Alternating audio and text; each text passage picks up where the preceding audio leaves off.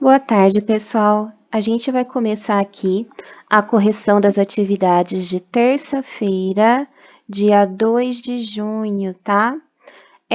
Eu comecei aqui colocando na rotina para vocês fazerem as atividades de português primeiro. Aqui no cabeçalho, só uma correção, eu deixei segunda-feira, mas é para escrever terça-feira, tá, gente?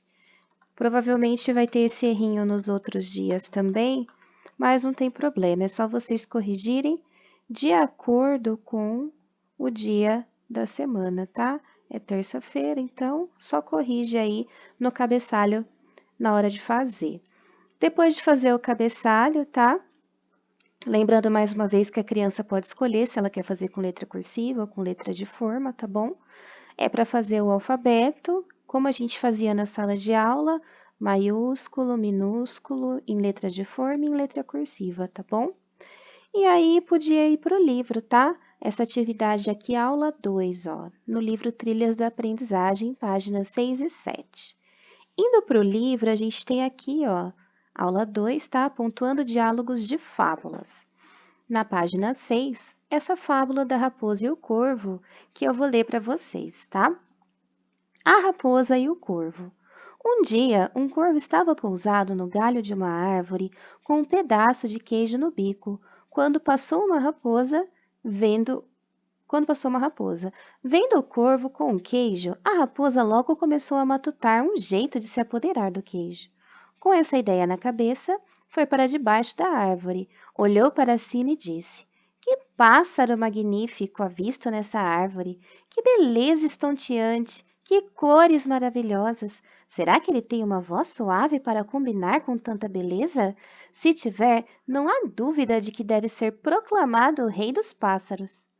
Ouvindo aquilo, o corvo ficou que era pura vaidade. Para mostrar à raposa que sabia cantar, abriu o bico e soltou um sonoro cró. O queijo veio abaixo, claro. A raposa abocanhou ligeiro aquela delícia, dizendo: Olhe, meu senhor, estou vendo que voz o senhor tem, o que não tem é inteligência.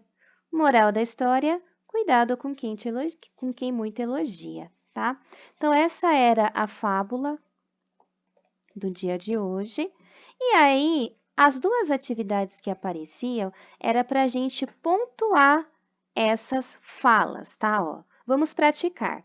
Você reparou que nessa fábula só a raposa fala? Não é mesmo? Copie nos espaços em branco as duas falas da raposa.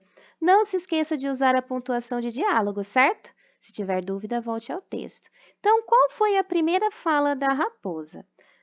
Foi essa daqui, ó. Que pássaro magnífico avisto nessa árvore. Que beleza estonteante, que cores maravilhosas. Será que ele tem uma voz suave para combinar com tanta beleza? Se tiver, não há dúvida que deve ser proclamado o rei dos pássaros, tá? Era essa fala que vocês tinham que copiar aqui na primeira fala, tá? Não esquecendo os sinais de pontuação, ó. A fala começa com travessão. Quando ele fala uma expressão, ele usa o sinal de exclamação, tá? Quando ele faz uma pergunta, né? Será que ele tem uma voz tão bonita, né, quanto ele, né? Ele usa o sinal de interrogação e para terminar a frase, o ponto final. Não esqueçam disso, tá? E a segunda fala da raposa é essa aqui, ó. Olhe, meu senhor, estou vendo que voz o senhor tem, o que não tem é inteligência. Essa segunda fala que vocês iam colocar aqui, tá? Na atividade 2, ó. Não esquecendo de colocar o travessão para iniciar. A atividade no livro Trilhas era só essa. Eu sei que aqui no livro de vocês vai aparecer que a aula 2 continua aqui, tá? Só que, na verdade, essa daqui é a aula 3, tá? Foi impresso errado no livro de vocês e o meu arquivo também tá errado, tá? Essa aula 2 não é para fazer hoje, é amanhã só, ela é a aula 3, tá bom? Então, porque logo depois dela, se vocês olharem, ó, vai vir a aula 4, tá vendo? Então, ela é a aula 3, não é a continuação da 2, não. Essa daqui não era para fazer hoje, tá? Se você fez, não tem problema, deixa para a gente corrigir amanhã. Terminando aqui a atividade da aula 2, a gente tinha algumas atividades complementares para fazer no caderno, tá? Depois de registrar tudo isso daqui que eu pedi, a criança ia lá e escrevia atividade complementar. Tinha que copiar bonitinho, tá? Primeira atividade, eu pedia para circular essas palavras, onde o adulto podia ditar para a criança e ela procurar no texto. Então, vamos lá. A primeira palavra é corvo, tá? Onde a criança encontrar a palavra corvo, ela pode estar circulando, ó, corvo. Mais para frente aparece de novo, ó, o corvo ficou que era pura vaidade, tá? Onde ela encontrar a palavra corvo, ela pode circular. Palavra galho, ó, no galho de uma árvore, tá? Aqui tem mais um corvo, ó. A criança vai procurando a palavrinha para achar. Raposa, ó, raposa. Tem várias vezes que aparece a palavra raposa no texto, tá? Raposa, tá vendo? A próxima palavra é queijo. Ó, queijo aparece um monte de vezes, tá? Queijo, embaixo tem queijo também. Mais pra frente, quando ela abocanhou, queijo também, tá? Então, onde a criança encontrar a palavra queijo, ela vai circulando. Cabeça. Aqui, ó, essa ideia na cabeça. Voz, onde ela pergunta, a raposa pergunta se ele tem uma voz tão suave para combinar com a beleza, né? Aí fala, voz o senhor tem, né? Aqui. Beleza, também tá na primeira fala dele, ó, tanta beleza, né? Rei. Rei dos pássaros, né? Ele fala que se ele tivesse a voz tão bonita quanto a beleza, ele seria o rei dos pássaros. Vaidade, aqui, ó, o corvo era pura vaidade. Ficou se achando, né? Sonoro, onde ele soltou um sonoro cro, né? Aqui, sonoro. E inteligência, né? Voz o senhor tem, o que não tem é inteligência. Aqui. Então, era para a criança fazer isso, circular as palavrinhas no próprio livro, tá? Embaixo, na questão 2, eu pedia para a criança escolher 3 palavras do ditado e elaborar uma frase com cada uma delas. A frase que elas quisessem, tá? Por exemplo, voz. Acordei com a voz rouca hoje de manhã. Raposa. A raposa tem um pelo muito bonito. Queijo. Comprei um queijo no supermercado ontem, tá? A frase que a criança quiser criar com essas palavrinhas, deixa a criança escolher, tá? E tá escrevendo a frase. E aí você dá uma olhadinha na frase para ver se ele realmente conseguiu escrever uma frase e não só palavras, tá bom? Na 3, eu faço uma pergunta. No texto foi usado um sinal de pontuação para indicar as falas dos personagens. Que sinal de pontuação é esse? O sinal de pontuação se chama travessão, tá bom? É esse sinal de pontuação que é usado para indicar falas. E na 4 eu peço para ilustrar a fábula, fazer um desenho bem bonito sobre ela. Lembrando que ilustrar um texto também é uma forma de interpretar, tá bom? Quando a gente transforma um texto em desenho, a gente também está interpretando o texto, tá? Essas eram as atividades de português e agora a gente vai corrigir as de matemática. A de matemática, eu também indiquei 2 páginas do livro, tá? A aula 2 do livro Trilhas. Era para a criança registrar, tá? Se ela está usando o mesmo caderno para português e matemática, só escreve bem grandão, matemática, que já acabou o português, agora vai para matemática. E aí, ia lá para o livro na página 36, tá? É o mesmo livro, mas é lá na frente a parte de matemática, tá? Página 36. A gente já tinha feito essa atividade ontem, né? Aqui, a aula 2, ó. Vamos praticar o quadro de números. Se a gente observar, o quadro de vocês eu já completei aqui, tá? Mas ele estava incompleto e mandava vocês completarem com os números que faltam. Então, nada mais é do que o numerais de 1 ao 100 de novo, tá? Você começava preenchendo com 1 e ia até o 100, tá? A única parte que estava feita no quadro era essa linha de cima aqui, tá? Essa parte estava feita. O resto vocês tinham que completar com todos os números, a sequência de 1 a 100. E aí vinha as perguntinhas. O que os números da primeira coluna têm em comum? A primeira coluna é essa aqui, tá? Deixa eu marcar ela aqui, ó. A primeira coluna, ó, é essa aqui. Tá? Essa é a primeira coluna, tá? O que esses números têm em comum?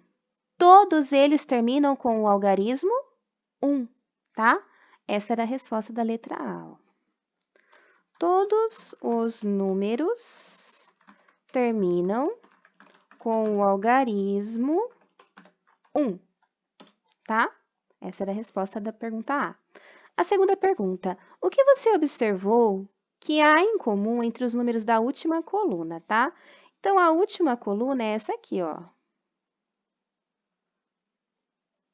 Tá? Essa é a última coluna, ó. O que tem em comum nesses números aqui? Todos eles terminam com o algarismo 0, tá? Então, é isso que eles têm em comum. Todos os números terminam com o algarismo 0, tá? É isso que eles têm em comum. Letra C. Que dica você daria para um colega para ajudá-lo a encontrar o número 51? Aí, pessoal, se a gente observar, o 51, ele vai estar aqui, ó. Ele vai estar na primeira coluna, tá? Primeira coluna e na quinta linha, tá? Isso aí é localização, tá, gente? Se a gente olhar aqui, ó, primeira coluna e quinta linha, tá? Então, você poderia dar uma dica para um colega assim, ó. Para achar o número 51, basta usar a primeira coluna e a quinta linha, tá? Era fácil de localizar assim, ó. Observar a primeira coluna e a quinta linha, tá? E aí achava o número 51. Isso aí é localização, fácil de ajudar, aquele negócio de linha e coluna para a gente saber localizar, tá? As atividades do livro da aula 2 eram essas, tá? Aí eu tinha colocado mais algumas atividades complementares para fazer no caderno, incluindo uma sequência numérica e umas continhas, são somas, tá? Adições para fazer no caderno. No caso da sequência da questão 1, ó, sequência numérica de 1 a 100, de novo, mas agora é contando de 5 em 5. Aí eu já coloquei aqui embaixo para vocês, ó. Contando de 5 em 5, ficava desse jeito, ó. 0, 5, 10, 15, 20, 25, 30, 35, 40, 45, 50, 55, 60, 65, 70, 75, 80, 85, 90, 95, 100.